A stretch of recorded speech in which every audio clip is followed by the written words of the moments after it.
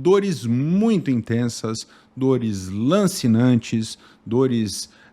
Fala, meu futuro paciente, você que ainda vai realizar alguma cirurgia plástica ou mesmo já realizou, certamente já passou por essa circunstância aqui. Você que não realizou, pensa e preocupa com a possibilidade de passar por essa situação que é de alguma coisa que não vai bem. Então vamos falar aqui exatamente que sinais são importantes para a gente identificar algum problema em pós-operatório de cirurgia plástica. Então, você que está decidindo, está pensando em fazer, primeira coisa, você escreve aqui nos comentários que cirurgia você gostaria de realizar nesse próximo ano e exatamente como você está se planejando para realizar esse procedimento. Antes da gente começar, curta, compartilha, clica no sininho para receber 100% das notificações desse canal. Esse que é um canal dedicado a você, meu futuro paciente que deseja realizar cirurgias de contorno corporal e cirurgias da mama. Quem vos fala, Daniel Botelho, cirurgião plástico, uma vida dedicada, né, a estas cirurgias, sempre preocupado em trazer para esse canal aquilo que o mundo já entendeu e encontrou de melhor, mais avançado e mais seguro em cirurgias de contorno corporal e cirurgias da mama. Agora sim,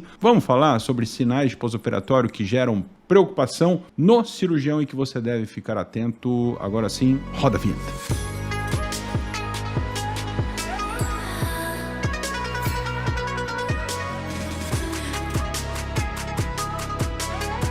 Sinais de pós-operatório que geram preocupação e que você deve estar atento. É óbvio, todo mundo sempre fica atento e preocupado com dor, né? Então, dor é sempre aquela preocupação máxima, mas será que é um sinal de grandes problemas? Normalmente, no pós-operatório imediato se espera dor. Então, um pouco de dor é normal. Uma dor controlável, normalmente com medicação, ok. Em relação à dor, mesmo que ela seja um pouco mais intensa, normalmente ela não nos sugere alguma preocupação com complicações muito graves, certo? Então, dor leve, dor moderada, ok? Dores muito intensas, dores lancinantes, dores em que o paciente parado fica doendo insistentemente, é óbvio, o profissional, o cirurgião precisa acompanhar, né? Mas normalmente não se referem a complicações muito graves, mesmo dores mais intensas. Quais complicações eventualmente podem estar relacionadas a uma dor mais intensa? Hematomas, né? Ou mesmo ali um processo inflamatório iniciando, mas o que realmente pode acontecer um pouco mais frequentemente são hematomas, que são acúmulos de líquido em regiões operadas, e isso pode gerar dor. O hematoma, naturalmente, não é uma complicação extremamente grave, nem uma complicação sem tratamento. Se for um hematoma grande, de fato você precisa drenar. O pior que pode acontecer é você precisar voltar para a sala de cirurgia, certo? Para drenar aquele hematoma. Normalmente é uma complicação relativamente tranquila porque é contornável, certo? Febre pode ser um problema muito grave, doutor Daniel? Febre é uma condição que pode gerar algum nível de preocupação, mas isoladamente não costuma ser um grande problema. Veja bem, existe uma condição chamada atelectasia, e essa atelectasia ela muitas vezes gera uma hipertermia, que não é febre, é só temperatura alta, mas não é uma situação relacionada à inflamação. E isso às vezes acontece em pós-operatórios imediatos, principalmente cirurgias abdominais, cirurgias da mama, em que o paciente não consegue expandir completamente o pulmão por conta de um certo desconforto, e aí isso pode gerar essa atelectasia, que é o pulmão não expandir totalmente, e isso gera hipertermia. Tá? Se for hipertermia isolada, 1-2 dias nos primeiros dias de cirurgia, tranquilo, não costuma ser um grande problema. A febre alta, 40 graus, já é um pouco mais preocupante. A gente deve pesquisar sobre inflamações e infecções em alguma região relacionada à cirurgia, certo? Então a febre, principalmente se for uma febre mais elevada, associada a uma dor intensa e vermelhidão em alguma região, ou mesmo secreção, e pus aí, abre o alerta para infecção, certo? Muito embora as infecções, primariamente, se bem tratadas, se bem conduzidas, vão ter um desfecho favorável. Doutor Daniel, então quais complicações a gente deve ficar muito preocupado?